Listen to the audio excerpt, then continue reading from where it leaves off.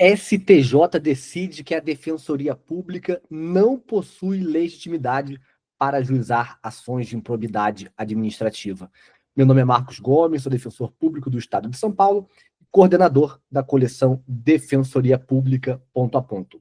Nós vamos comentar um julgado do Superior Tribunal de Justiça, cujo número eu desconheço porque está em segredo de justiça, que decidiu que a Defensoria Pública não possui legitimidade para propor ações de improbidade administrativa. Destaque esse julgado que a Lei de Ação Civil Pública, quando ela foi modificada, ela não procurou inserir a Defensoria Pública na Lei de Improbidade Administrativa como legitimada para a referida ação judicial.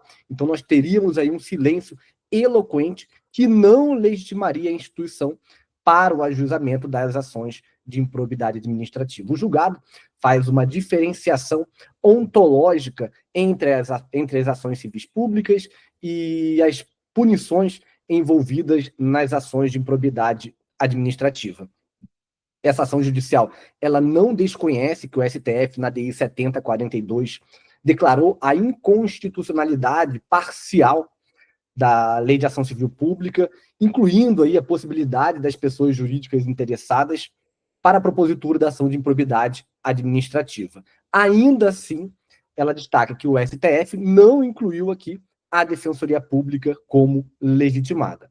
Então, tivemos aí um julgado do STJ que restringe a atuação da Defensoria Pública. Lembrando, eu não concordo com essa decisão do Superior Tribunal de Justiça. Achei que o STJ deu uma canelada, argumentos muito superficiais, tá? Que deveriam ser melhor debatidos, pelo menos com o que nós temos até agora nessas informações no informativo do STJ. Por quê?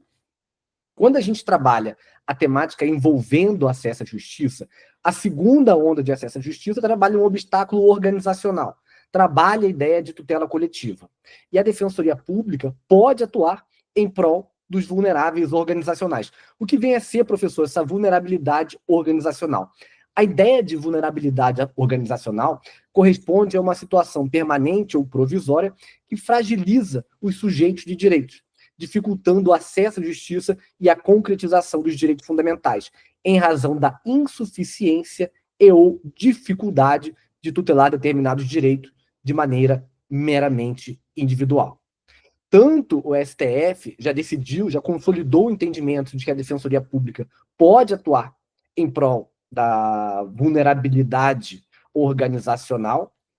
Se vocês forem na DI 3943, o STF lá diz, olha, a Defensoria Pública pode atuar em prol de direitos e interesses difusos, coletivos e individuais homogêneos.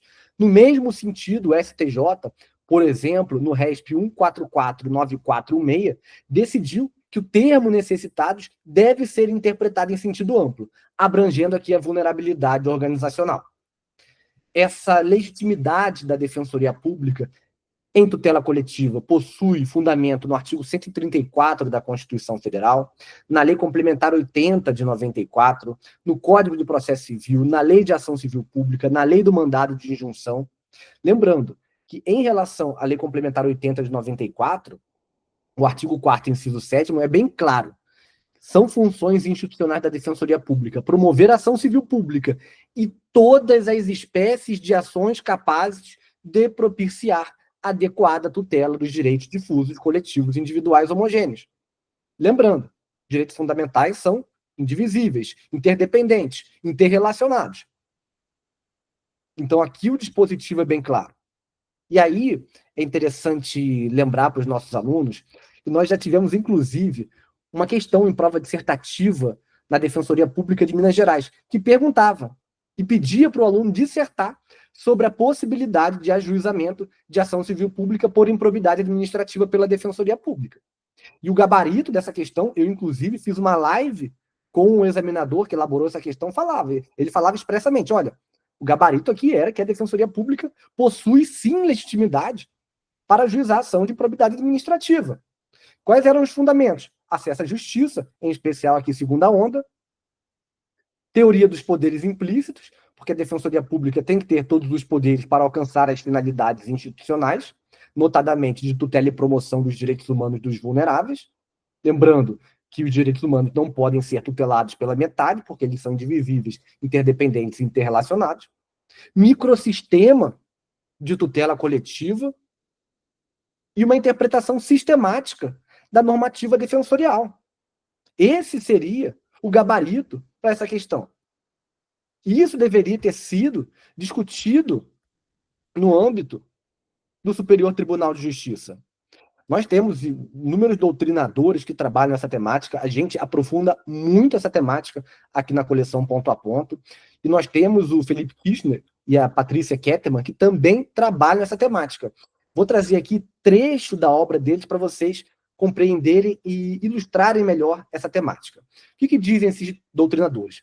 Porém, cumpre considerar fundamentalmente que, na imensa maioria dos casos, a configuração da improbidade administrativa por promover o desvio de verbas ou reduzir a capacidade de investimento do Estado em áreas de extrema relevância social, saúde, educação, moradia, etc., resta por penalizar mais gravosamente ao cidadão hipossuficiente, exatamente o patrão dos serviços do defensor público, o que denota a pertinência material da atuação da instituição nessa seara.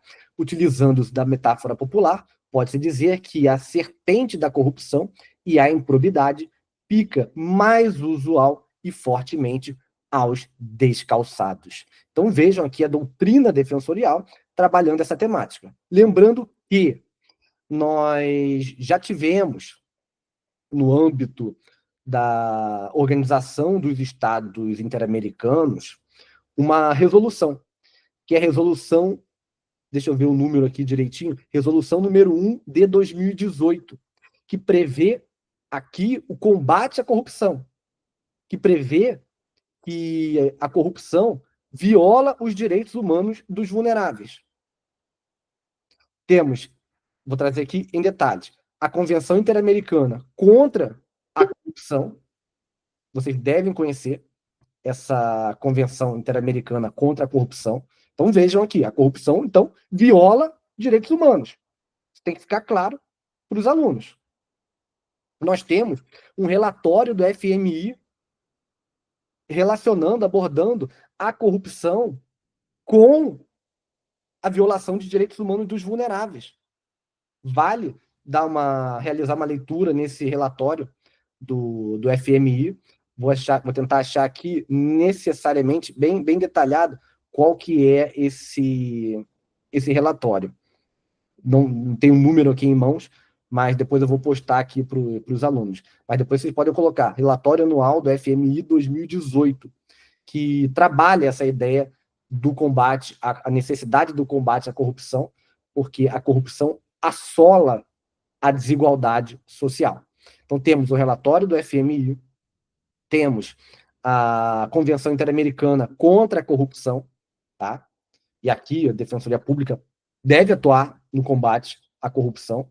Temos a resolução número 1 de 2018 da Comissão Interamericana de Direitos Humanos. Então vale dar uma olhada nessa resolução número 1, tá? Então vocês veem aqui que existe sim uma relação entre corrupção e direitos humanos. E aqui a corrupção afetando os vulneráveis.